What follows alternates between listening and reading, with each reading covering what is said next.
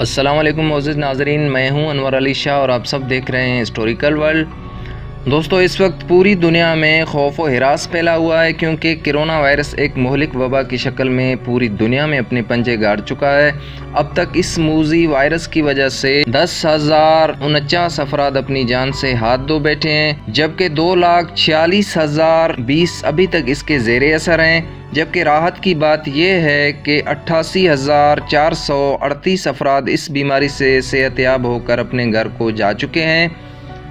دوستو، اگر ہم اس وائرس کا جائزہ لیں تو یہ ایک وائرس گروپ ہے جس کے جنیوم کی مقدار تقریباً 26 سے 32 زوج قواعد تک ہوتی ہے، جبکہ یہ وائرس ممالیہ جانوروں اور پرندوں میں مختلف معمولی اور غیر معمولی بیماریوں کا باعث بنتا ہے۔ اسی طرح انسانوں میں سانس پھولنے کا ذریعہ بنتا ہے۔ عموماً اس کے اثرات معمولی اور خفیف ہوتے ہیں، لیکن بعض اوقات کسی غیر معمولی صورتحال میں مہلک بھی ہو جاتے ہیں، جبکہ اس کی روک تھام یا علاج کے لیے اب تک کوئی تصدیق شدہ ویکسین دریافت نہیں ہو سکی۔ دوستو، یہ وائرس ہمارے لیے نیا نہیں ہے، بلکہ سب سے پہلے اس وائرس کی دریافت 1960 کی دہائی میں ہوئی تھی، جو سردی نزلہ سے متاثرہ کچھ مریضوں میں خنزیر سے متعدی ہو کر داخل ہوئی۔ اس وقت اس وائرس کو ہیومن کرونا وائرس E229 اور OC43 کا نام دیا گیا تھا۔ اس کے بعد اس وائرس کی دوسری قسمیں بھی وقفے سے دریافت ہوئیں، جو کہ اتنی جان لیوا نہیں تھیں۔ لیکن معزز دوستو، کرونا وائرس کی ایک نئی وبا 31 دسمبر 2019 کو چین میں ظاہر ہوئی، جسے عالمی ادارہ صحت WHO نے hain COVID-19 کا نام دیا اور جو اب تک وبا کی شکل اختیار کر چکی ہے۔ دراصل یہ وائرس اس لیے خطرناک ہے کہ یہ انسان سے انسان کے درمیان پھیلتا ہے۔ کرونا وائرس کو پھیلتا دیکھ کر 25 جنوری 2020 کو چین کے مختلف شہروں میں ایمرجنسی لگا دی گئی تھی، جبکہ اب تک دنیا کے کئی ممالک میں اس وبا پر قابو پانے کے لیے ایمرجنسی نافذ کر دی گئی ہے۔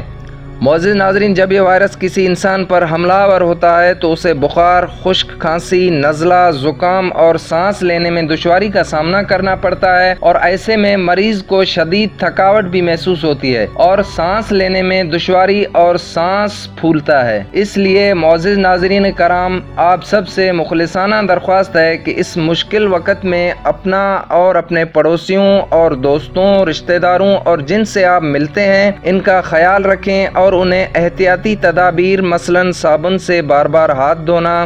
گندے ہاتھوں سے ناک، آنکھ اور منہ کو چھونے سے گریز کرنا، اور متاثرہ افراد سے براہ راست اور ان کی استعمال شدہ چیزوں سے دور رہنے کی ہدایت کریں اور خود بھی ان تدابیر پر عمل کریں۔ اور اگر آپ ایسے کسی علاقے میں ہیں جہاں اس وقت یہ وائرس موجود ہے تو براہ کرم اس علاقے کو نہ چھوڑیں، کیونکہ ہمارا مذہب اسلام ہمیں اس طرح کسی بھی بیماری سے ڈر کر بھاگنے کی اجازت نہیں دیتا، جیسا کہ صحیح بخاری کی ایک حدیث ہے کہ رسول پاک صلی اللہ علیہ وسلم فرماتے ہیں، اگر تمہیں کسی ملک میں طاعون پھیلنے کی خبر ملے تو اس میں داخل نہ ہو، لیکن وبا کسی جگہ پھیل جاتی ہے اور تم وہاں رہتے ہو تو اس جگہ کو نہ چھوڑو۔ تو اگر آپ کسی ایسے علاقے میں ہیں تو وہاں سے نکلنے کی بجائے اپنا زیادہ سے زیادہ خیال رکھیں، ہر وقت باوضو رہیں، خود کو صاف ستھرا رکھیں، احتیاطی تدابیر پر عمل کریں اور 5 گانا نماز ادا کریں،